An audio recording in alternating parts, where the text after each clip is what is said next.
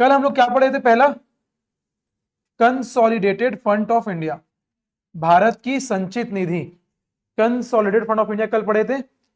दूसरा हम लोग पढ़े थे कंटिजेंसी फंड ऑफ इंडिया, आकस्मिक निधि भारत की, कंटिजेंसी फंड ऑफ इंडिया। मैंने आप लोगों को तीन चीज बताया था।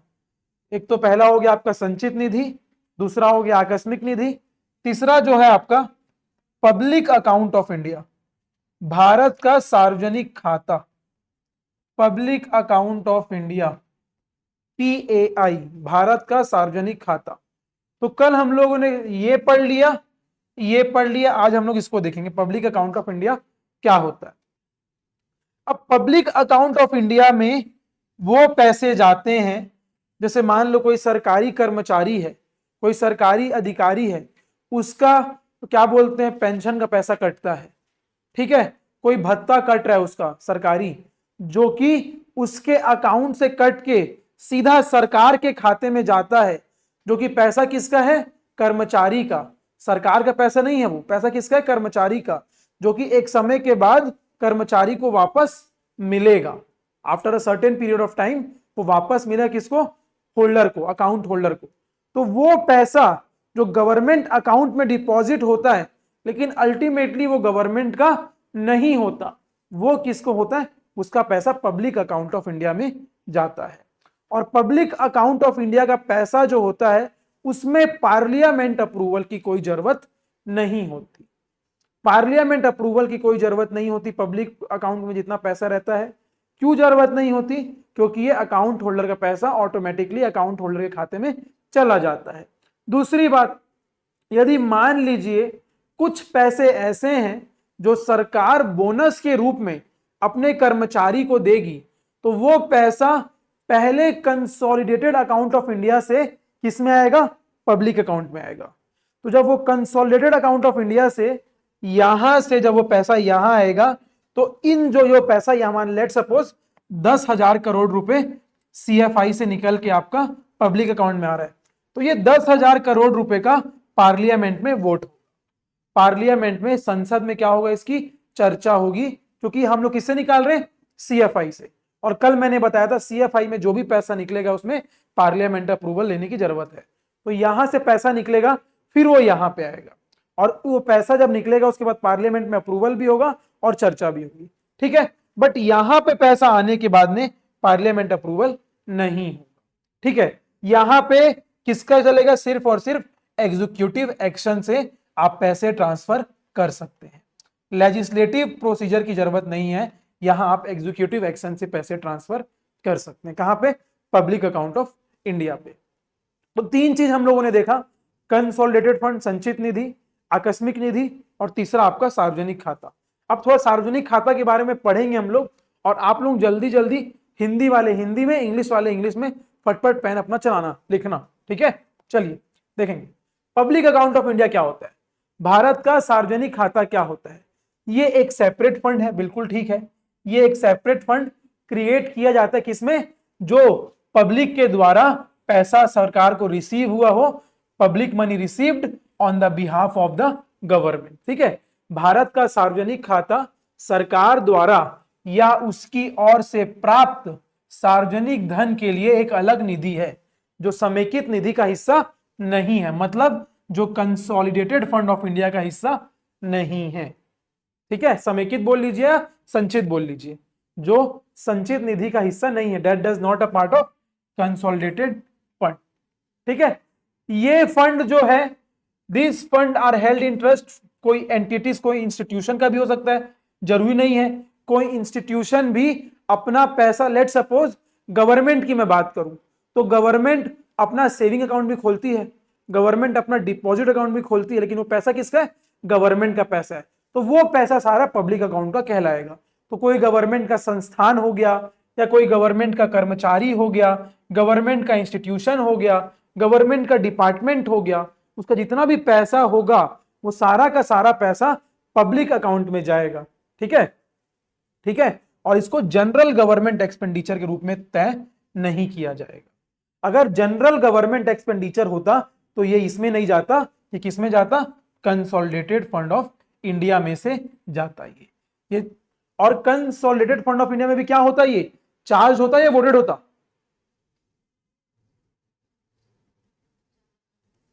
कल तो पढ़े थे ना हम लोग चार्ज और वोटेड। हाँ, वोटेड क्यों होगा? जनरल एडमिनिस्ट्रेशन का खर्चा है, कोई स्कीम का नहीं है ये, तो ये चार्ज होगा, नॉन वोटेड होगा। ठीक है, तो ये नॉन वोटेड होगा।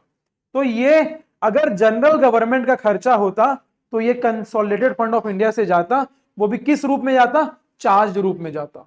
ठीक है, लेकिन ये जनरल गवर्नमेंट खर्चे के रूप में हम लोग इसको काउंट नहीं करते हैं, इसीलिए चाहे वो इंडिविजुअल का पैसा हो, कर्मचारी का डिपॉजिट हो, चाहे संस्थान का डिपॉजिट हो, चाहे गवर्नमेंट का डिपॉजिट हो, या कोई भी गवर्नमेंट एंटिटी का डिपॉजिट हो, वो पब्लिक अकाउंट ऑफ इंडिया कहलाएगा। ठीक है, अब इसमें लिखा है कि पब्लिक अकाउंट ऑफ इंडिया के सोर्सेस क्या क्या है। भारत के सार्वजनिक खाते के लिए राजस्व के स्रोत क्या क्या है? पहला क्या है आपका? Provident fund deposit of government employ. जितने भी सरकारी कर्मचारी हैं उनके खाते से जो प्रोविडेंट फंड का खर्चा पैसा जाता है वो सभी के सभी इसमें आते हैं। सरकारी कर्मचारियों की भविष्य निधि जमा, प्रोविडेंट फंड। ठीक है, दूसरा क्या लिखा है? Judicial deposit. ये आप लोग अलग से लिख लीजिएगा, जुडिशियल डिपॉजिट आप लोग कंफ्यूज जाएंगे कि जुडिशियल जो भी कोर्ट फीस होती है और कोर्ट में हम लोग सिक्योरिटी मनी जमा करते हैं, वो कंसोलिडेटेड फंड ऑफ इंडिया का हिस्सा है या फिर वो पब्लिक अकाउंट का हिस्सा है। ये थोड़ा सा डिबेटेबल टॉपिक है, तो इसको आप लोग याद रखिएगा। जुडिशियल डिपॉजिट, न्यायिक जमा, जिसमें अदालती शुल्क और सुरक्षा राशि शामिल है, वो पब्लिक अकाउंट में आते हैं। ऐसे बहुत बार होगा जब आप लोगों को दो चीज में कंफ्यूजन होगा और दो अलग अलग चीज होंगी। ये मेंस के लिए इंपॉर्टेंट नहीं होता, आपके प्रीलिम्स के लिए इंपॉर्टेंट होता है। प्रीलिम्स में फंसते हैं फिर आप लोग यहां पे। जैसे कि मैं आप लोगों को एक एग्जांपल दूं, लेट सपोज केंद्र सरकार हर साल राज्य सरकार को कुछ पैसे देती है। ठीक है, केंद्र सरकार हर साल राज्य सरकार को कुछ पैसे देती है, तो वो पैसे किस में आते हैं? राजस्व नेचर में आएगा कि पूंजी के नेचर में आएगा? रेवेन्यू नेचर में आएगा या कैपिटल नेचर में आएगा? सेंट्रल गवर्नमेंट किसको दे रही है? स्टेट गवर्नमेंट को। तो सेंट्रल गवर्नमेंट के लिए क्या हुआ? वो रिसिप्ट हुआ कि एक्सपेंडिचर हुआ? एक्सपेंडिचर हुआ, खर्चा हुआ उसका। तो वो कौन सा खर्चा है? रिवेन्यू नेचर का खर्चा है या कैपिटल नेचर का खर्चा? ये बताओ। वो रिवेन्यू नेचर का ही खर्चा है। लेकिन यदि वही केंद्र सरकार राज्य सरकार को किसी स्कीम के लिए पैसा देती है या फिर किसी एसेट्स के लिए पैसा देती है, तो वो क्या हो जाएगा? कैपिटल। अब देखो दोनों में एम्बिग्विटी है। अब आप कंफ्यूज जाओगे कि केंद्र सरकार राज्य को पैसे दे रही है, एक तरफ तो वो रिवेन्यू में आ रहा है, दूसरी तरफ कैपिटल में आ रहा है। तो आप लोगों को कंफ्यूज नहीं होना है, आप लोगों को कैटेगराइज करके चलना है कौन सा चीज कहां पे है। और ये आप लोगों के प्रीलिम्स के लिए इंपॉर्टेंट होगा। मेंस में तो आप लोग कुछ भी लिखे हैं, मेंस में सब उतना डेटा इंपॉर्टेंट नहीं करता, प्री में आप लोगों के लिए इंपॉर्टेंट होगा ये चीज।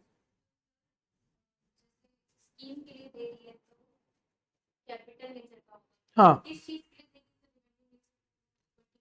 पर्टिकुलरली जो गवर्नमेंट के खर्चे के लिए, स्टेट गवर्नमेंट के खर्चे के लिए, आम general day to day administration के लिए, वो तो सेंट्रल गवर्नमेंट ही देती है ना कुछ पूल पैसे, जहां पे आपको हर एक सेक्टर का, पावर का, स्टील का, कंस्ट्रक्शन का, मैन्युफैक्चरिंग का, हर एक सेक्टर। कौन सा? हाँ, ये बजट से लेकर तो बजट से ही तो हम लोग वो पूल वो करते हैं कि सेंट्रल पूल में कितना पैसा स्टेट पूल में जाएगा, बजट से ही होता है और वो वोटेड होता है। हाँ, ठीक है। जुडिशियल डिपॉजिट, कोर्ट फीस और सिक्योरिटी मनी, ये किसका हिस्सा है? पब्लिक अकाउंट ऑफ इंडिया का हिस्सा है, सार्वजनिक खाते का हिस्सा है। ठीक है, गवर्नमेंट का भी सेविंग अकाउंट होता है, गवर्नमेंट का भी सेविंग अकाउंट होता है, वो भी किसका हिस्सा है? पब्लिक अकाउंट का। क्यों? क्योंकि वो अल्टीमेटली पैसा कितना है? सरकार का पैसा है। ठीक है, डिपार्टमेंटल डिपॉजिट, ठीक है, और रेमिटांसेस। अभी आप देखना दो पॉइंट है, यदि कोई देश आपको लोन दे रहा है, कोई देश आपको लोन दे रहा है, तो वो हम कहां काउंट करेंगे? कंसोलिडेटेड फंड ऑफ इंडिया में। यदि कोई लोन से, कोई देश से हमको कोई पुरस्कार मिल रहा है या कोई अवार्ड मिल रहा है, कोई रेमिटांसेस मिल रहा है, तो वो किस में ऐड होगा? पब्लिक अकाउंट में। देखो दोनों में हल्का अंतर है, रेमिटांसेस है वो किस में होगा? पब्लिक अकाउंट में, और अगर हम लोग लोन ले रहे हैं तो किस में होगा? कंसोलिडेटेड फंड ऑफ इंडिया में। दोनों में अंतर है। ठीक है, तो आप लोग याद, और दोनों ही रिवेन्यू नेचर का है। रेमिटांसेस आ रहा है मतलब पैसा आ रहा है, इसका मतलब क्या है? ये रिसिप्ट का पार्ट है। और यहां पे भी लोन आ रहा है मतलब पैसा आ रहा है, इसका मतलब ये भी रिसिप्ट का पार्ट है। तो ये कंसोलिडेटेड में होगा। जो लोन का अमाउंट है या फिर रिकवरी ऑफ लोन है, मान लो हम लोग ने किसी को पैसा दिया और 5 साल बाद उस लोन का पैसा हमारे पास वापस आ रहा है, तो वो भी किस में आएगा, सीएफआई में आएगा, कल हम लोग पढ़े थे।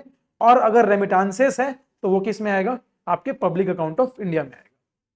सरकार द्वारा धारित बचत बैंक जमा, विभागीय जमा और सरकार को किया गया प्रेषण यानी रेमिटेंसेस। यहां तक किसी को डाउट, आगे बढ़े, क्लियर है। बजट की क्लास इंपॉर्टेंट है आप लोगों की, भले आप लोग इकोनॉमिक सर्वे मिस कर दिए थे, बजट की क्लास मिस मत करना, शुरू की 1-2 क्लास और मिस मत करना, उसके बाद करना चाहो तो कर सकते हो, लेकिन 1-2 क्लास और मिस मत करना, कुछ इंपॉर्टेंट प्रोविजन है जो कि कवर होंगे इसमें, ठीक है। अभी इसमें क्या लिखा है, सार्वजनिक खाते से होने वाले व्यय में उनके असली मालिकों को धन राशि लौटाना या पेंशन रिफंड का भुगतान जैसी विशिष्ट दायित्वों को पूरा करना शामिल है, ठीक है। आप क्या करते हैं, आप एक्चुअल में गवर्नमेंट का पैसा नहीं रहता, ये पैसा किसका रहता है, जिनको पेंशन का पैसा लौटाना है, जिनका डिपार्टमेंट का डिपॉजिट है वो डिपार्टमेंट को वापस करना है, इसीलिए पैसा को पब्लिक अकाउंट ऑफ इंडिया में रखा जाता है। Expenditure from the public account involve returning funds to their rightful owner, जो भी उस पैसे का असली धारक है, ओनर है, उसको वो पैसा रिटर्न कर दिया जाता है। और मीटिंग स्पेसिफिक ऑब्लिगेशंस, या फिर हो सकता है किसी स्पेसिफिक ऑब्लिगेशन के लिए वो पैसा उस कर्मचारी के अकाउंट से लिया गया हो, तो उसको वापस रिटर्न करना होगा after a certain period of time, such as payment of pension और रिफंड।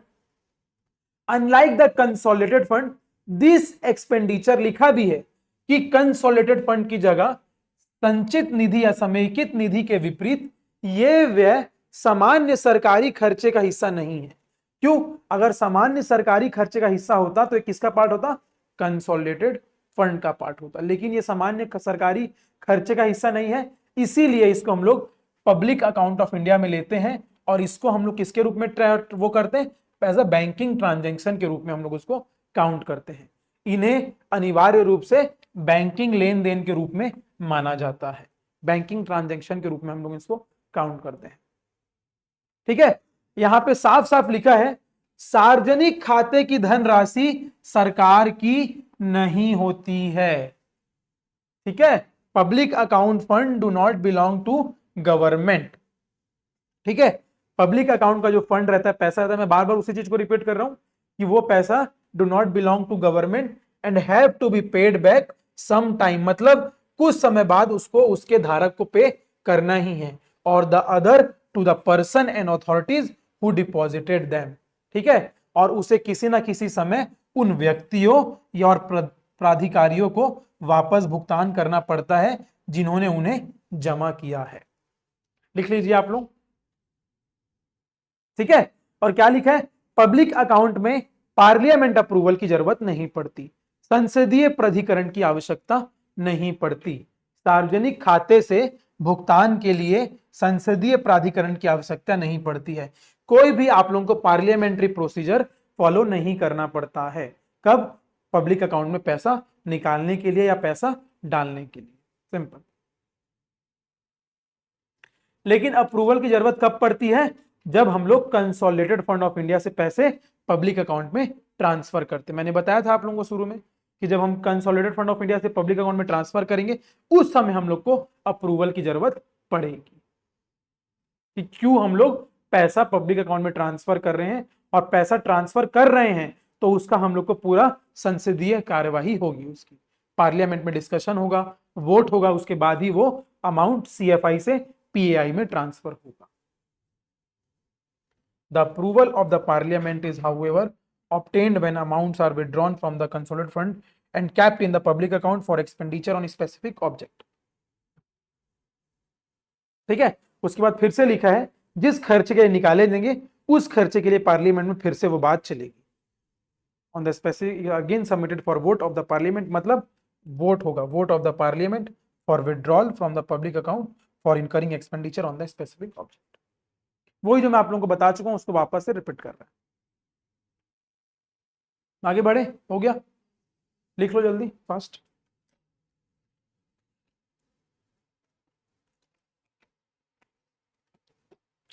आप लोगों को डिफरेंसेस समझ में आ गया ना, कंसोलिडेटेड, कंटिंजेंसी और पब्लिक अकाउंट।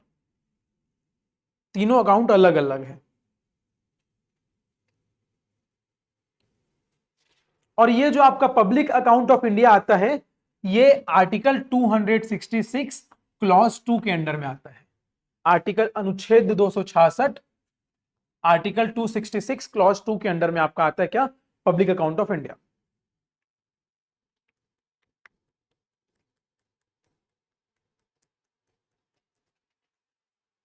आगे बढ़े,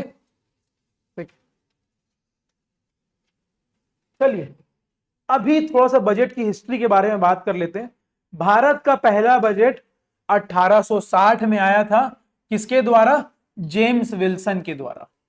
ठीक है, ब्रिटिश क्राउन के तहत, मतलब जब हम लोग आजाद नहीं हुए थे उससे पहले भारत का पहला बजट आया था। कौन लाया था, आपका जेम्स विल्सन, 1860।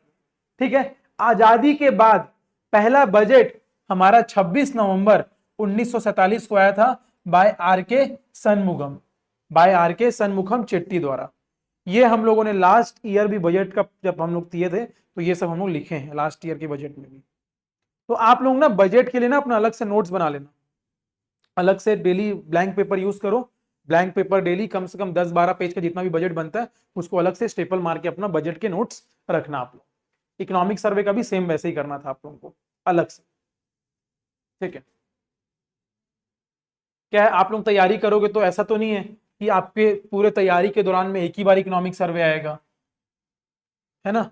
मैंने भी सोचा था कि 2 ही बार इकोनॉमिक सर्वे आएगा, लेकिन होते होते 6-7 इकोनॉमिक सर्वे हो गया आते आते। ठीक है, तो आप लोगों का क्या होगा, इकोनॉमिक सर्वे आते जाएगा हर साल अलग अलग।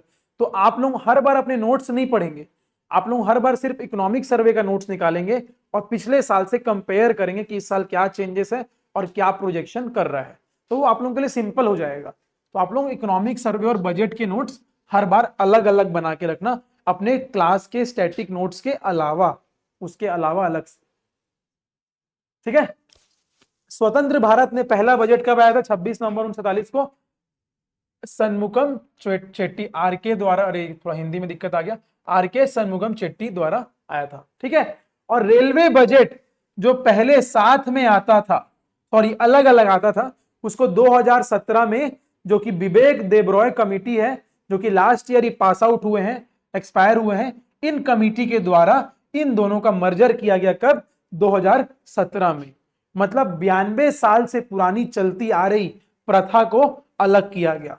पहले क्या होता था, आपका रेलवे बजट और यूनियन बजट दोनों अलग अलग आता था। तब स्टार्टिंग हुई थी 1947 में, तो रेलवे बजट और यूनियन बजट, केंद्रीय बजट दोनों अलग अलग आता था। लेकिन इस चीज को 2017 में हम लोगों ने क्या कर दिया, मर्ज कर दिया, मर्ज कर दिया। ठीक है,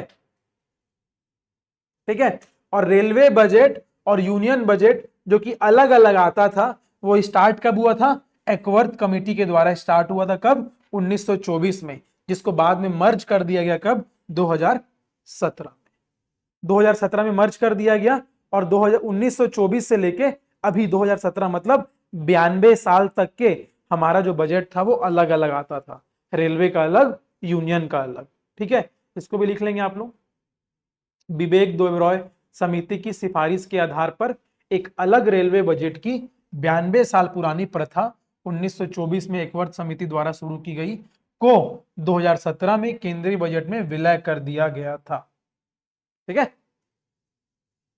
ठीक है, 2017 में कुछ चेंजेस और आए थे, जैसे कि पहले हम लोग बजट हमेशा फरवरी के आखिरी दिन, मतलब कि 28 फरवरी को पेश करते थे। लेकिन 2017 में इसमें क्या किया गया, 1 फरवरी को कर दिया गया उसको। 2017 से हमारा बजट कब आता है, फरवरी के पहले दिन में आता है। ठीक है, 1 फरवरी को बजट आता है, जो कि पहले आता था हर फरवरी के आखिरी दिन में। मतलब बजट से एक दिन, मतलब इकोनॉमिक सर्वे से एक दिन बाद, इकोनॉमिक सर्वे के एक दिन बाद। ठीक है, और 2021 से क्या हुआ, first ever paperless budget was introduced to the pandemic. 2021 में महामारी के कारण पहला पेपरलेस बजट पेश किया गया। डिजिटलाइजेशन की ओर बढ़ते हुए paperless budget we have introduced in the year 2021।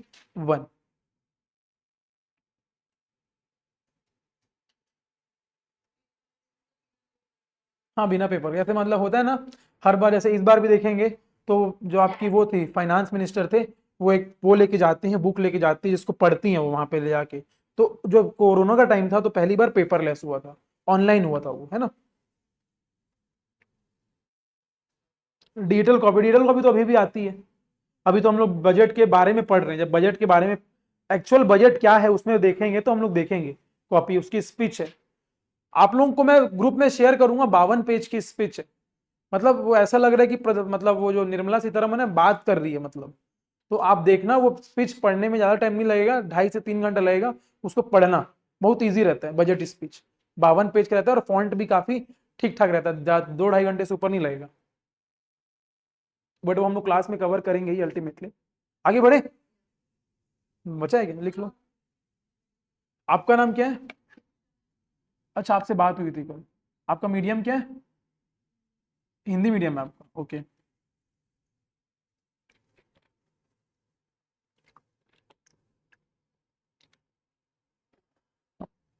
आपका 11-12 भी हिंदी में ही हुआ था क्या? ओके। क्योंकि आप देखेंगे ना सिलेक्शन रेशियो, इस बार 950 में से 50 बच्चे भी नहीं हिंदी वाले। सोचो, रेशियो इतना कम हो गया हिंदी का, मतलब वो मेरे को भी नहीं पता, बस डेटा मेरे को इतना पता है कि 50 से भी कम है।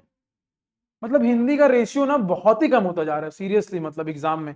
और कुछ बच्चे ऐसे जो हिंदी वाले थे ना वो इंग्लिश में शिफ्ट कर ले रहे हैं over the period of time. क्योंकि मटेरियल इतना ज्यादा अवेलेबल है इंग्लिश में, इतना फ्लडेड है इंग्लिश में कि हिंदी मटेरियल नहीं मिल रहा।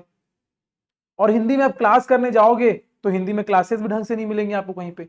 एक दो इंस्टीट्यूट है, दृष्टि है जो चला रहा है बस, बाकी सब वाजीराम, विजन, आपका राउज हो गया, नेक्स्ट आई है, सब इंग्लिश में है।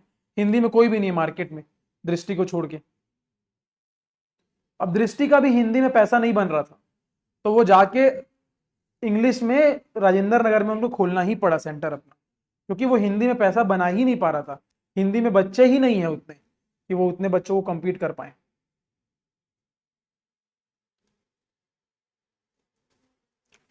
बढ़े आगे। हाँ, बट आप लोग इससे डिमोटिवेट नहीं होंगे कि हिंदी में सिलेक्शन रेशियो कम है, तो इसीलिए बोल रहा हूँ आप लोग एस्पिरेंट देख लीजिए, उसमें बताया है। इतना मतलब तिरस्कार हुआ है मीडियम का, उसके बाद भी उसने करके दिखाया। और जो मेन कैरेक्टर है एस्पिरेंट का अभिलाष, उसको नीचा भी दिखाया उसने, मतलब थोड़ा सा उसको गिराया भी है उसको। ठीक है, तो आप देखना एक अच्छा लेसन मिलेगा आपको एस्पिरेंट 3 जो आया है। आगे बढ़े। ठीक है, अभी देखेंगे हम लोग यूनियन बजट को हम लोग दो कैटेगरी में बांटते हैं। यूनियन बजट को हम लोग दो कैटेगरी में बांटते हैं। पहला होता है रिवेन्यू नेचर का होता है, दूसरा होता है कैपिटल नेचर का।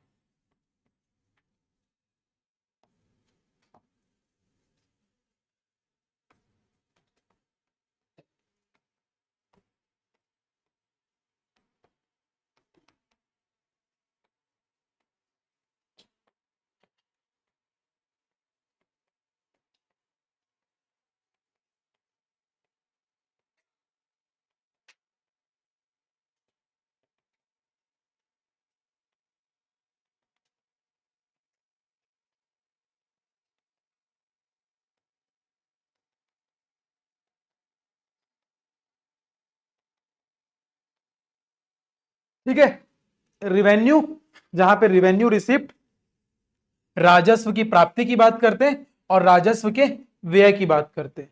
फिर आपका पूंजी हो गया, तो यहां पे हम लोग पूंजीगत प्राप्ति की बात करते हैं और पूंजीगत व्यय की बात करते हैं। यूनियन बजट का आपको देखेंगे जो कैटेगराइज हुआ है, स्ट्रक्चर हुआ है, वो रिवेन्यू और कैपिटल नेचर में होता है।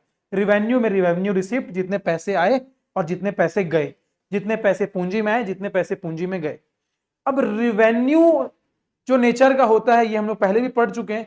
रिवेन्यू चाहे वो कैपिटल रिवेन्यू एक्सपेंडिचर हो या रिवेन्यू रिसिप्ट हो, इससे ना तो आपके एसेट्स में कोई फर्क पड़ेगा और ना ही आपकी लाइबिलिटी में कोई फर्क पड़ेगा। ना आपकी संपत्ति कम होगी, ना आपकी संपत्ति ज्यादा होगी, ना आपकी देनदारी कम होगी, ना आपकी देनदारी बढ़ेगी। एसेट और लाइबिलिटी में कोई फर्क नहीं पड़ता। क्यों फर्क नहीं पड़ता? क्योंकि ये रिवेन्यू नेचर का है, राजस्व नेचर का है, शॉर्ट टर्म का है, गवर्नमेंट के डेली खर्चे की बात हो रही है। गवर्नमेंट का डेली जो दिन का खर्चा है वो रिवेन्यू एक्सपेंडिचर में आ जाएगा, और जितने भी गवर्नमेंट एम्प्लॉय की सैलरी है जो डे टू डे नेचर की है, जो मंथली बेसिस पे है, वो सारी आपकी रिवेन्यू रिसिप्ट में आ जाएगी। जो आप सरकार को टैक्स पे करते हैं, चाहे वो डायरेक्ट टैक्स हो, प्रत्यक्ष कर हो, या फिर इनडायरेक्ट टैक्स हो, अप्रत्यक्ष कर हो, वो सब किस में आता है? रिवेन्यू रिसिप्ट में आता है। आप लोग इनकम टैक्स पे करते हो, जीएसटी पे करते हो, एक्साइज टैक्स पे करते हो, कस्टम ड्यूटी पे करते हो, ये सब का सब किस में आता है? रिवेन्यू रिसिप्ट में आता है। ठीक है। और सरकार जो आप लोगों को सब्सिडी देती है, सिलेंडर में हो गया, गेहूं चावल आटा दाल, जिसमें भी आपको सब्सिडी देती है, ग्रांट देती है, ठीक है, स्टेट को ग्रांट देती है, वो सब किस में आता है? रिवेन्यू एक्सपेंडिचर में आता है। सरकार के खर्चे इसमें आएंगे, सरकार की प्राप्ति इसमें आएगी। और डिटेल में हम लोग देख लेंगे स्लाइड्स में। ठीक है। जब हम लोग बात करते हैं किसकी? कैपिटल नेचर की बात करते हैं, तो कैपिटल रिसिप्ट और कैपिटल एक्सपेंडिचर आपके एसेट्स और लायबिलिटी में फर्क करते हैं। इसमें एसेट्स और लायबिलिटी में आपके फर्क नहीं होता, क्योंकि रिवेन्यू नेचर का होता है। कैपिटल रिसिप्ट से क्या होगा? यदि मान लो कैपिटल रिसिप्ट में पहले तो बात तो आएगा क्या, पहले ये बताइए। पूंजी आपके प्राप्ति में क्या आएगा? पूंजीगत प्राप्ति में क्या आएगा? कोई भी एक एग्जांपल दो। पूंजीगत प्राप्ति में क्या आएगा? कैपिटल रिसिप्ट में आपका क्या आएगा? कोई भी एक एग्जांपल दो जो इंडिया एक्सपोर्ट करती है अदर कंट्री में। तो एक्सपोर्ट करने से इंडिया को क्या मिलेगा? यहां सिर्फ दो की बात हो रही है, पैसा आ रहा है या फिर पैसा जा रहा है। तो आप बोले कि इंडिया क्या कर रही है? एक्सपोर्ट कर रही है। तो भारत को क्या मिल रहा है एक्सपोर्ट करने से? पैसा मिल रहा है। तो एक्सपोर्ट और इंपोर्ट का पैसा कभी भी कैपिटल नेचर का नहीं होता, वो रिवेन्यू नेचर का होता है। एक्सपोर्ट और इंपोर्ट का जो पैसा होता है वो कैपिटल नेचर का नहीं होता, वो रिवेन्यू नेचर का, वो डेली के अफेयर्स में आता है सरकार के। यहां मैं कैपिटल रिसिप्ट की बात कर रहा हूं। तो कैपिटल रिसिप्ट में क्या है? एफडीआई बोल सकते हैं, FDI is a part of capital receipt बोल सकते हैं। या फिर किसी देश से हम लोग लोन ले रहे हैं तो उसको बोल सकते हैं कैपिटल रिसिप्ट का पार्ट। ठीक है। या फिर मान लो सरकार पब्लिक से पैसे लेती है ट्रेजरी बिल के रूप में, है ना, सरकार लोन उठाती है बैंक से, तो उसको भी हम लोग बोल सकते हैं कैपिटल रिसिप्ट। अल्टीमेटली पैसा कहीं से भी आना चाहिए, चाहे पब्लिक से आए, चाहे बैंक से आए, चाहे सरकार से आए, चाहे दूसरे देश से आए, वो सब के सब पैसा अगर गवर्नमेंट को आ रहा है तो कैपिटल रिसिप्ट का पार्ट है। और कैपिटल एक्सपेंडिचर, अगर मान लो सरकार की एक बिल्डिंग है, मान लो रायपुर में, यहां पे क्या बोलते हैं आपका एफसीआई का गोडाउन है, ये रायपुर में एफसीआई का गोडाउन है, सरकार इसको 10 करोड़ में बेच दी, तो ये क्या है? क्या है? सरकार 10 करोड़ में बेच दी, तो क्या आ रहा है सरकार के पास? पैसा आ रहा है। अब पैसा सरकार के पास आ रहा है तो दोनों होगा, या तो रिवेन्यू रिसिप्ट होगा या तो कैपिटल रिसिप्ट होगा। तो दोनों में कौन सा है? क्यों? हाँ, मैंने ये बोला था पैसा आ रहा है, लेकिन यहां पे सरकार का एक एसेट भी तो कम हो रहा है। मैंने बताया था ना, कभी भी एसेट और लायबिलिटी में फर्क आएगा तो वो कैपिटल नेचर का कहलाएगा। सरकार, हाँ,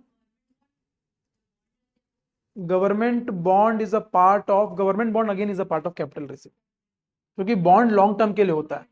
बॉन्ड जो होता है वो लॉन्ग टर्म के लिए होता है। हाँ, तो बॉन्ड को हम लोग कैपिटल रिसिप्ट में कंसीडर करते हैं। तो बॉन्ड तो वही हुआ ना, अल्टीमेटली बॉन्ड क्या होता है? सरकार क्या कर रही है? उधारी ले रही है। किससे ले रही है? तो पब्लिक से ले रही है या तो कंपनी से ले रही है। तो उधार तो मैंने बताया, उधार का जो भी पार्ट है वो किसमें आएगा? कैपिटल रिसिप्ट में। तो अल्टीमेटली गवर्नमेंट उधार ले रही, मतलब क्या हो रहा है? गवर्नमेंट की लाइबिलिटी बढ़ रही है, देनदारी। तो यदि आपका एसेट और आपका लाइबिलिटी इफेक्ट करेगा तो वो आपकी कैपिटल नेचर में ही आएगा हमेशा। और आपका एसेट और लाइबिलिटी इफेक्ट नहीं कर रहा है किसी भी एंगल से, तो वो किस में आएगा? आपका इसमें आएगा। इंपोर्ट और एक्सपोर्ट में आपका एसेट और लाइबिलिटी इफेक्ट नहीं करता, सिंपल। ठीक है। तो वो आपका इसमें आएगा, रिवेन्यू में आएगा। यहां तक हो गया। अब थोड़ा देखते हैं, ये समझ में आप लोगों को? ये हम लोग एक बार और पढ़ेंगे जब हम लोग अभी तक फिस्कल पॉलिसी नहीं पढ़े हैं। हम लोग जब फिस्कल पॉलिसी पढ़ेंगे तब हम लोग पढ़ेंगे इसके। ठीक है। राजकोषीय नीति हम लोग पढ़ेंगे तब हम लोग इसके बारे में और डिटेल में पढ़ेंगे। ठीक है, नोट्स वगैरह भी लिखेंगे। चलिए देखते हैं हम लोग बजट को। बजट को जो है दो पार्ट में वो डिवाइड किया गया है। पहला आता है आपका रिवेन्यू बजट और दूसरा आता है आपका कैपिटल बजट। ठीक है, केंद्रीय बजट को दो पार्ट में डिवाइड किया गया है।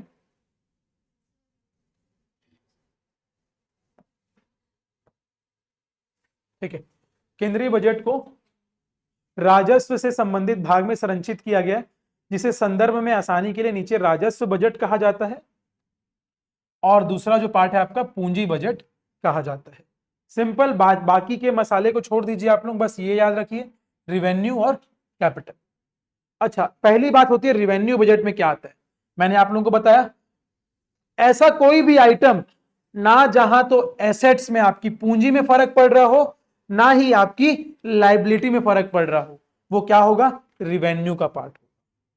राजस्व बजट में ऐसे आइटम शामिल होते हैं जो सरकार के लिए संपत्ति नहीं बनाते हैं, मतलब एसेट क्रिएट नहीं कर रहे हैं, या देनदारियों को कम नहीं कर रहे हैं, दोनों में कोई इफेक्ट नहीं पड़ रहा है, तो वो आएगा आपका क्या, राजस्व बजट। अब राजस्व बजट को मैंने रिवेन्यू को दो पार्ट में बांटा था, एक होता है रिवेन्यू रिसिप्ट और दूसरा था रिवेन्यू एक्सपेंडिचर। ठीक है, तो यहां पे बात किसे कर रहे हैं, रिवेन्यू रिसिप्ट का। रिसिप्ट मतलब प्राप्ति, राजस्व की प्राप्ति। अब रिवेन्यू रिसिप्ट को क्या किया है, दो पार्ट में बांटा है। रिवेन्यू, पहले तो रिवेन्यू कैपिटल था, रिवेन्यू को दो पार्ट में, रिवेन्यू रिसिप्ट और रिवेन्यू एक्सपेंडिचर। अब रिवेन्यू रिसिप्ट को भी दो पार्ट में बांट रहे हैं, तो आप लोग फ्लो चार्ट से बना लेंगे तो ज्यादा इजी होगा। रिवेन्यू रिसिप्ट को भी दो पार्ट में बांट रहा है। पहला है आपका टैक्स रिवेन्यू।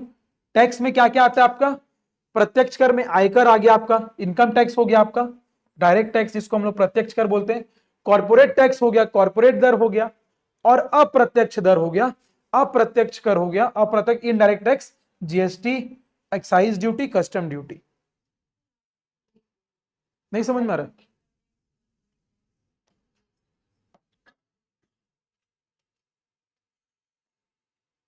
ये था यूनियन बजट आपका, इसको हम लोगों ने दो पार्ट में बांटा, revenue budget, capital budget. Revenue को हम लोगों ने दो पार्ट में बांटा, रिवेन्यू रिसिप्ट और आपका रिवेन्यू एक्सपेंडिचर। अब रिवेन्यू रिसिप्ट को हम लोगों ने दो पार्ट में बांटा, टैक्स रिवेन्यू और नॉन टैक्स रिवेन्यू। समझ में आप, रिवेन्यू रिसिप्ट को हम लोगों ने दो पार्ट में बांटा, टैक्स रिवेन्यू, ये सब हम लोग वापस लिखने वाले हैं फिस्कल पॉलिसी में वापस से। टैक्स में क्या आएगा, डायरेक्ट और इनडायरेक्ट। डायरेक्ट में आपका इनकम टैक्स, कॉर्पोरेट टैक्स आ जाएगा, इनडायरेक्ट में आपका जीएसटी, कस्टम, एक्साइज आ जाएगा। ठीक है, टैक्स रिवेन्यू को दो पार्ट में बांट रहा है। टैक्स हो गया आपका, आपका डायरेक्ट हो गया, प्रत्यक्ष कर हो गया आप लोगों का, और अप्रत्यक्ष कर हो गया, इनडायरेक्ट टैक्स। डायरेक्ट में क्या आता है आपका, इनकम टैक्स आता है, कॉर्पोरेट टैक्स आता है, इनडायरेक्ट में आपका जीएसटी, एक्साइज, कस्टम। ठीक है, और नॉन टैक्स में क्या आ जाएगा, जो भी आप लोग शुल्क देते हैं गवर्नमेंट को फाइन के रूप में, ड्यूटीज के रूप में, वो आ जाएगा आपके नॉन टैक्स में। ठीक है, ठीक है, ये आपका डायरेक्ट टैक्स हो गया, प्रत्यक्ष कर, आयकर, कॉर्पोरेट, और ये आपका अप्रत्यक्ष कर, जीएसटी, सीमा शुल्क etcetera, in GST, customs etcetera. और नॉन टैक्स में क्या हो गया, नॉन टैक्स में इंटरेस्ट रिसिप्ट। इंटरेस्ट रिसिप्ट मतलब ये हुआ, कोई भी सरकार किसी भी देश को लोन देती है तो उस लोन में जो ब्याज मिलता है, जो इंटरेस्ट मिलता है, उसको बोलते हैं इंटरेस्ट रिसिप्ट। ठीक है, इंटरेस्ट रिसिप्ट, ब्याज की प्राप्तियां, लिखा है नॉन टैक्स में ब्याज प्राप्तियां। दूसरा है डिविडेंड। अब मान लो सरकार की जितनी भी बॉडी है, जैसे कि मान लो मैं एग्जांपल दूं, एनटीपीसी हो गया, जो सरकार, जिसमें सरकार का क्या है, कंट्रीब्यूशन है, शेयर होल्डर है, तो वो जितनी भी बॉडी है प्रॉफिट बनाती है तो किससे शेयर करती है, गवर्नमेंट से शेयर करती है। तो जो डिविडेंड है, मान लो आरबीआई ने कमाया पूरे साल भर में 100 करोड़ आरबीआई ने कमाया, तो 100 करोड़ ये किसका पैसा है, सरकार का पैसा हुआ ना। ये 100 करोड़ पैसा किसका हुआ, सरकार का, जिसको क्या बोलते हैं हम लोग, डिविडेंड बोलते हैं। तो वो पैसा भी किसमें काउंट होता है, नॉन टैक्स रिवेन्यू में काउंट होता है। पीएसयू से लाभांश या फिर मुनाफा, कोई भी PSU, public sector undertaking, PSU मतलब पब्लिक सेक्टर अंडरटेकिंग, कोई भी पब्लिक बॉडी है, उससे जो पैसा मिलेगा, प्रॉफिट मिलेगा, वो भी आपका नॉन टैक्स रिवेन्यू में आता है। और फीस और फाइन, जो आप फीस पटाते हैं, फाइन पटाते हैं, ट्रैफिक तोड़ दिए तो गवर्नमेंट को पैसा पटाते हैं, शुल्क देते हैं, तो वो सब किस में आते हैं, नॉन टैक्स रिवेन्यू का आपका हिस्सा है। शुल्क हो गया, जुर्माना हो गया। एक्सपेंडिचर मैंने बताया था सरकार के दैनिक खर्चे जो हो गए, सरकारी विभागों और आपके सेवाओं के दैनिक संचालन के लिए जो खर्चा होता है उसको हम लोग कंसीडर करेंगे किसमें, रेवेन्यू एक्सपेंडिचर में कंसीडर करेंगे। एग्जाम्पल है सैलरी देते हैं जो हम लोग स्टाफ को, पेंशन का अमाउंट है वो हो गया, सब्सिडी देते हैं वो हो गया, हम लोग को जो इंटरेस्ट मिलता है वो रिसिप्ट है, हम लोग भी तो इंटरेस्ट पे करते होंगे ना, सरकार भी तो किसी से लोन का इंटरेस्ट पे करती होगी, तो वो इंटरेस्ट पेमेंट ऑन डेट हो गया। सरकार यदि किसी को लोन दे रही है तो उसका इंटरेस्ट उसको मिल रहा है, लेकिन सरकार किसी से लोन ले रही है तो उसका ब्याज भी तो सरकार देगी, तो उसका ब्याज क्या होगा, यहां पे जो दे रही है वो एक्सपेंडिचर है, जो मिल रहा है वो रिसिप्ट है। हो गया यहां तक, बढ़े आगे, हो गया आप लोगों को।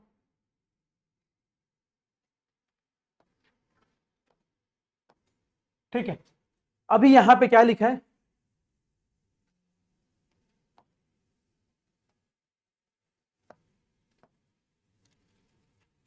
All grant given to the state government and other parties. ठीक है, जितना भी सरकार, राज्य सरकार मतलब केंद्र सरकार द्वारा पैसा राज्य सरकार को या केंद्र शासित प्रदेशों को मिलता है वो सब क्या होता है, रिवेन्यू एक्सपेंडिचर का पार्ट है। ठीक है, किसका पार्ट है, रिवेन्यू एक्सपेंडिचर का। यहां किसकी बात कर रही है, ग्रांट की बात कर रही है और पैसे की बात चल रही है। यदि वही पैसा केंद्र सरकार राज्य सरकार को किसी स्कीम के लिए दे या फिर पूंजी एसेट के निर्माण के लिए दे तो वो किस में काउंट होगा, वो फिर आपका कैपिटल एक्सपेंडिचर में काउंट होगा। ठीक है, लेकिन वहां पे लिखा होना चाहिए, क्या लिखा होना चाहिए, या तो आप लोग किसी कैपिटल एसेट्स के निर्माण के लिए पैसा दे रहे हैं या फिर आप लोग किसी लॉन्ग टर्म स्कीम के लिए पैसा दे रहे हैं। लॉन्ग टर्म स्कीम जैसे मनरेगा हो गई, उसके लिए आप पैसे दे रहे हैं, तो वो सब क्या होगा, कैपिटल रिसिप्ट का हिस्सा होगा, रिवेन्यू रिसिप्ट का, रिवेन्यू का हिस्सा नहीं होगा, सॉरी रिवेन्यू एक्सपेंडिचर का हिस्सा नहीं। All grant given to the state government, UT and other parties are also treated as revenue expenditure. अन्य पक्षों को दिए गए सभी अनुदानों को भी केंद्र सरकार की पुस्तकों में राजस्व व्यय के रूप में माना जाता है। भले ही कुछ अनुदानों का उपयोग अनुदान प्राप्त निकायों संस्थान द्वारा पूंजीगत संपत्ति के निर्माण के लिए किया जा सकता है।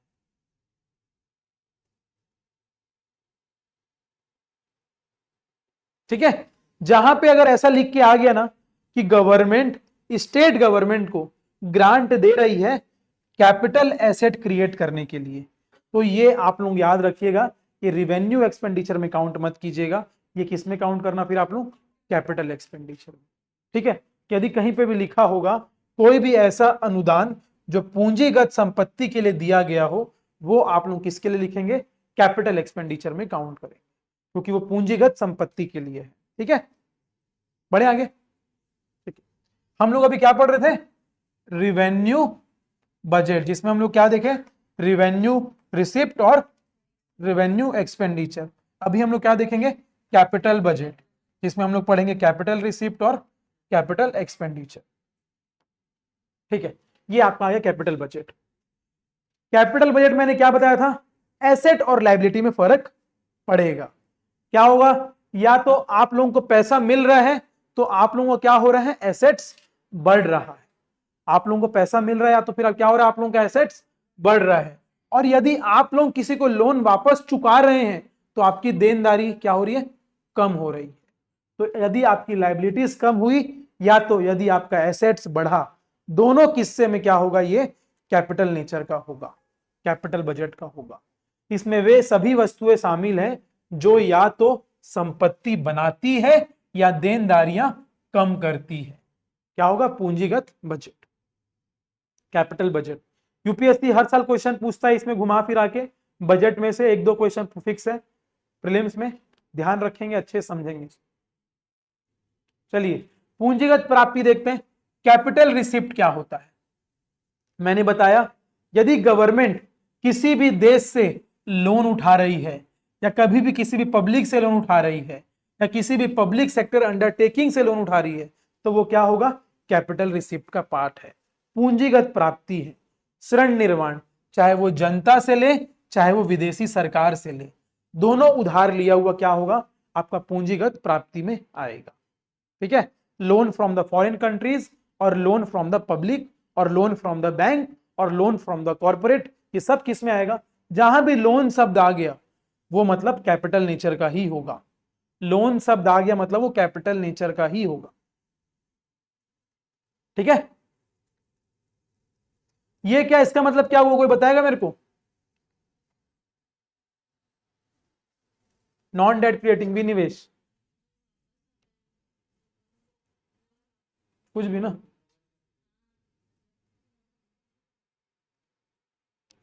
अच्छा, इसमें दोनों पॉइंट दिया, मैं इसकी बात कर रहा हूं।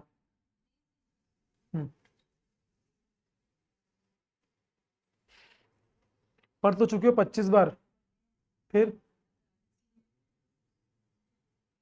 डिसइन्वेस्टमेंट, विनिवेश क्या होता है? अभी तो बताया था आप लोगों को एग्जांपल, गवर्नमेंट के पास गोडाउन है एफसीआई का, उसको बेच दिया, इसी को तो डिसइन्वेस्टमेंट बोलते हैं। यदि गवर्नमेंट,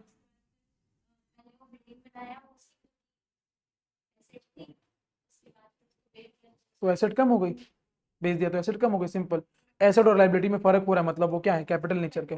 ठीक है, डिसइन्वेस्टमेंट मतलब क्या होता है?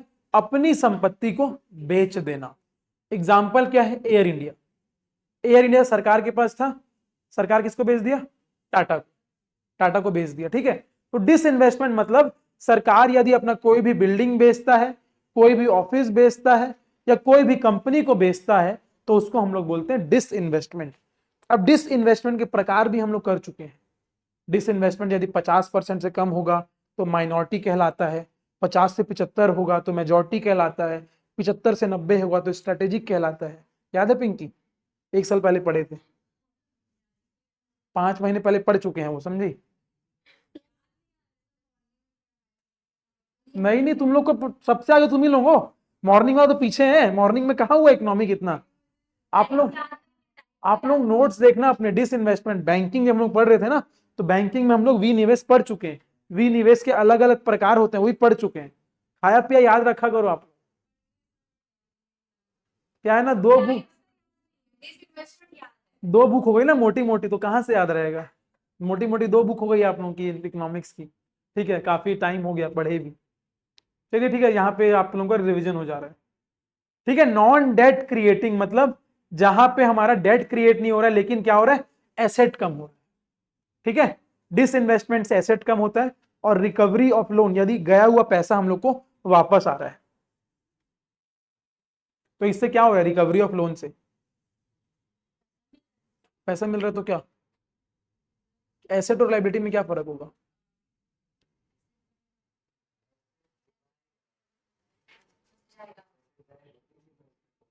डिसइन्वेस्टमेंट नहीं, रिकवरी ऑफ लोन की बात।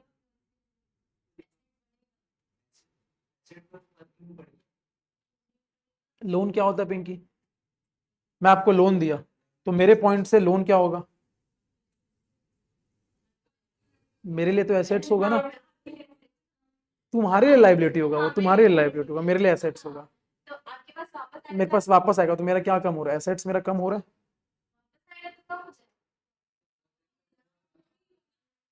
एसेट कुल मिला के आप ये याद रखो, एसेट और लाइबिलिटी में फर्क पड़ रहा है ना, तो वो आपके कैपिटल नेचर का, चाहे कैसे भी फर्क पड़ रहा हो, कम हो रहा हो, बढ़ रहा हो, वो सब आपके किस में आएगा? इसमें आएगा। ठीक है, दूसरा है आपका क्या? Capital expenditure. कैपिटल एक्सपेंडिचर मतलब कोई भी यदि आप एसेट बनाते हैं, चाहे वो लॉन्ग टर्म के लिए हो, या क्या बोलते हैं आपके कोई भी स्कीम के लिए हो, कोई भी स्कीम के लिए आप पैसे देते हैं, वह व्यय जो दीर्घकालिक भौतिक या वित्तीय संपत्ति बनाता है, उसको हम लोग बोलते हैं पूंजीगत व्यय। कैपिटल एक्सपेंडिचर जो लॉन्ग टर्म एसेट्स के लिए यूज होता है, उसको बोलते हैं हम लोग कैपिटल एक्सपेंडिचर। लेट सपोज हम लोगों ने किसी कंट्री को लोन दिया, हम लोगों ने दिया किसी कंट्री को लोन, तो वो क्या होगा? Capital expenditure. क्यों? पैसा आ नहीं रहा है हमारे पास, पैसा जा रहा है, तो वो किसका हिस्सा होगा? व्यय का हिस्सा। कोई भी पैसा आता है तो रिसिप्ट है, जाता है तो एक्सपेंडिचर है, सिंपल है। तो यहां पे पैसा यदि कोई भी देश को हम लोग दे रहे हैं, या किसी भी पब्लिक बॉडी को दे रहे हैं, किसी भी इंडिविजुअल को दे रहे हैं, तो वो सब किस में आ जाएगा? आपका कैपिटल एक्सपेंडिचर में आएगा। गवर्नमेंट पैसा रेज भी करती है, तो गवर्नमेंट पैसा देने का भी काम करती है, दोनों साइड से। एग्जाम्पल, यदि गवर्नमेंट कोई रोड बना रही है, कोई ब्रिज बना रही है, या कोई मशीनरी का डेवलपमेंट कर रही है, या किसी स्टेट गवर्नमेंट को लोन दे रही है। अंतर समझ में आया आप लोगों को? स्टेट गवर्नमेंट को अगर ग्रांट देते हैं तो क्या होता है, वो रिवेन्यू नेचर का होता है। अगर लोन देते हो तो क्या होता है, वो कैपिटल नेचर। सिंपल। मैंने बोला जहां पे लोन शब्द का यूज होगा वहां सबसे पहले क्या आएगा, पूंजी आ जाएगा, कैपिटल आ जाएगा, पूंजीगत आ जाएगा। ठीक है, बढ़े आगे, टाइम हो गया। ठीक है, again capital payment consist of, ठीक है, यदि आप किसी से एसेट्स एक्वायर करते हैं, कोई एसेट आप खरीदते हैं, कोई एसेट खरीदे आप लोग, या कोई बिल्डिंग में खर्चा किए, कोई मशीनरी में खर्चा किए, कोई इक्विपमेंट में खर्चा किए, या कहीं पे भी निवेश किए, इन्वेस्टमेंट किए, तो सबका सब क्या कहलाता है, आपका कैपिटल एक्सपेंडिचर आपका कहलाता है। पूंजीगत भुगतान में भूमि, भवन, मशीनरी, उपकरण जैसी संपत्तियों के अधिग्रहण के साथ साथ शेयरों आदि में निवेश कर पूंजीगत व्यय, और केंद्र सरकार द्वारा राज्य और केंद्र शासित प्रदेश सरकारों, सरकारी company and loans and advances granted by the central government to the state and union territory government companies, वही सब हुई।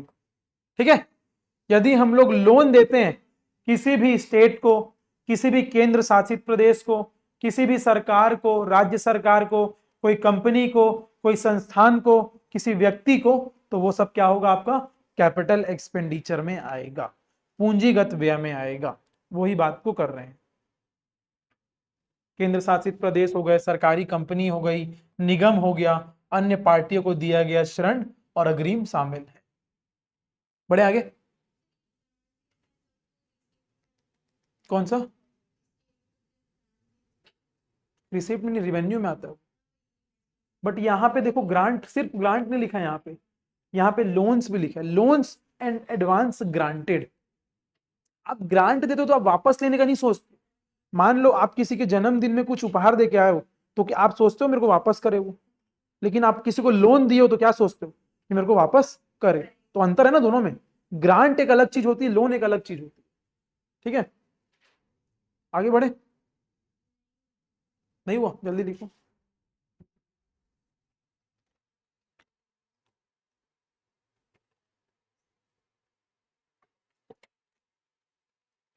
अच्छा, इसमें ना छोटे छोटे स्टेटमेंट काफी महत्वपूर्ण रहते हैं ना, कि ये एक एक स्टेटमेंट में वजन है, तो आप लोग ना एक एक स्टेटमेंट को बारीकी से लिखेंगे। क्वेश्चन इसी में से फंसते हैं, कैपिटल में, रिवेन्यू में।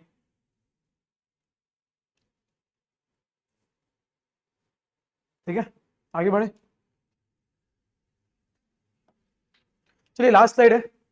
बजट की प्रक्रिया कैसी होती है, संसद में बजट की प्रक्रिया क्या होती है? ठीक है, पहली क्या होती है कि वित्त मंत्री लोकसभा में बजट में भाषण देते हैं, मतलब प्रस्तुति होती है, प्रेजेंटेशन होता है first. The finance minister deliver the budget speech in the Lok Sabha. ठीक है, जब वो बजट का स्पीच दे देते हैं, उसके बाद दोनों संसद के दोनों हाउस में क्या होता है, चर्चा चालू होती है, पार्लियामेंट्री प्रोसीजर चालू होता है। Both houses discusses the budget generally, सामान्य चर्चा, दोनों सदन आमतौर पर बजट पर चर्चा करते हैं। अभी मान लो यूपीएससी आजकल कोई भी अनकन्वेंशनल क्वेश्चन पूछ रहा है, तो आप लोगों से एक ऐसा सीक्वेंस दे दिया, मैच द फॉलोइंग में, और इसको लगा दिया यहां, इसको लगा दिया यहां, और आप लोगों को सीक्वेंस बनाने में भी सही लग रहा है। ठीक है, तो उसमें आप लोग फंस सकते हैं, तो आप लोग ये लिख लीजिए। ठीक है, आप लोग ये लिख लीजिए, पांचों प्रोसेस जो है बजटरी प्रोसेस आप लोग लिख लीजिए। संसद में बजटीय प्रक्रिया, the budgetary process of parliament. आप लोगों को पार्लियामेंट आलम सर पढ़ा दिए क्या? मोशन वगैरह पढ़ लिए? कट मोशन, एडजर्नमेंट नहीं आएंगे। तो क्या पढ़े हो पार्लियामेंट में अभी तक? अच्छा, लोकसभा की पावर पढ़े हो, पार्लियामेंट्री जो, ठीक है। प्रेसिडेंट वगैरह पढ़ लिए? ठीक है,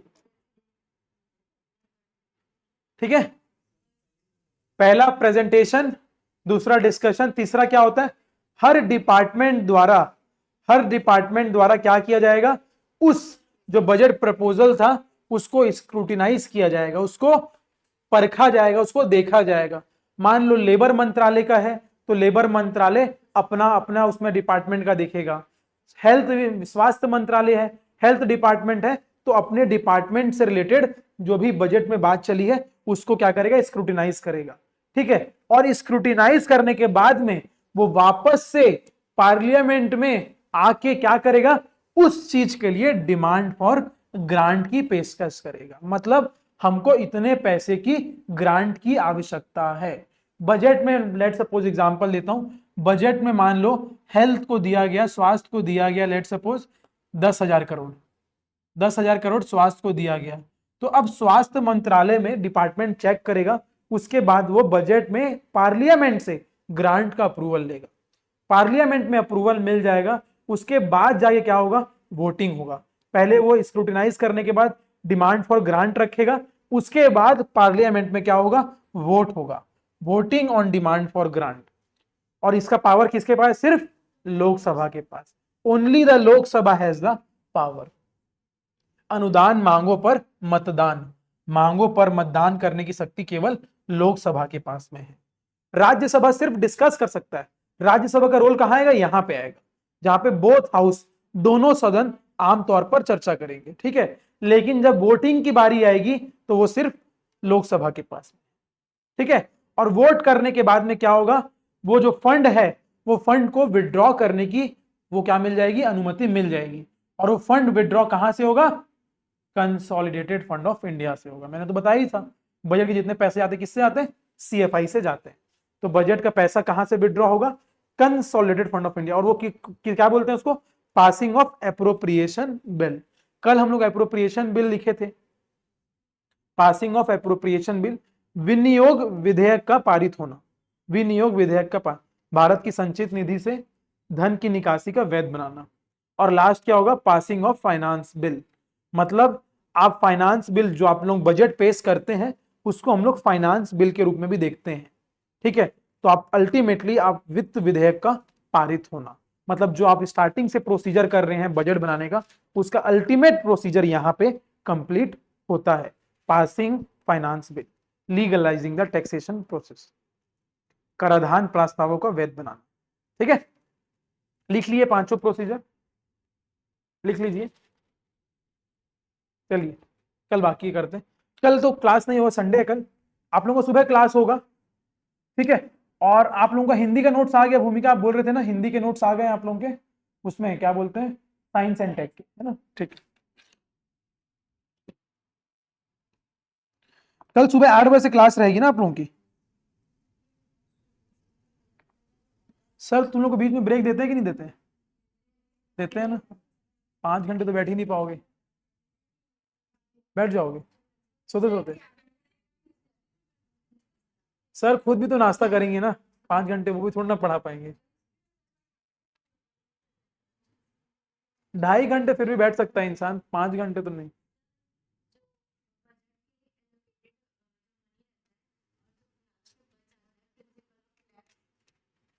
जो मतलब जो बचता है,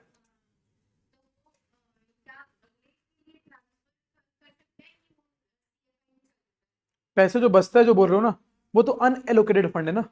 जो बजट में आप जो वो जो यहाँ पे संसद में आप रखे थे वो पासिंग हो गया, लेकिन उसका काम मान लो नहीं हो पाया है, तो अनएलोकेटेड फंड है।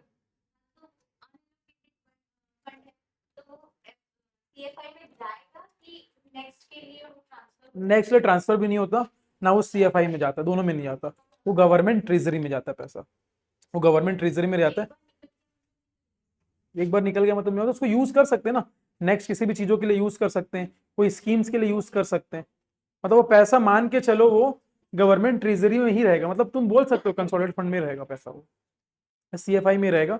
लेकिन उसका पैसा जब अगली बार यूज करेंगे ना, जब वो सीएफआई से विड्रॉ होगा पैसा, तो पैसा निकलेगा, तब उस पर फिर से वोटिंग होगी कि पार्लियामेंट में कितना पैसा और कहां पे जा रहा है, स्क्रूटिनाइज होने के बाद। बट वो पढ़ने वाले अपन, वो ग्रांट वो उसमें आएगा, मतलब हम लोग 1-2 लेक्चर में करेंगे कि कॉम्पनसेटरी बजट क्या होता है। ठीक है, ग्रांट कॉम्प्लीमेंट्री सप्लीमेंट्री बजट, उसमें पढ़ोगे जो पैसा बच जाते हैं ना उसको कहाँ कैसे उपयोग करेंगे, वो पढ़े नहीं, पढ़ोगे 2 लेक्चर में।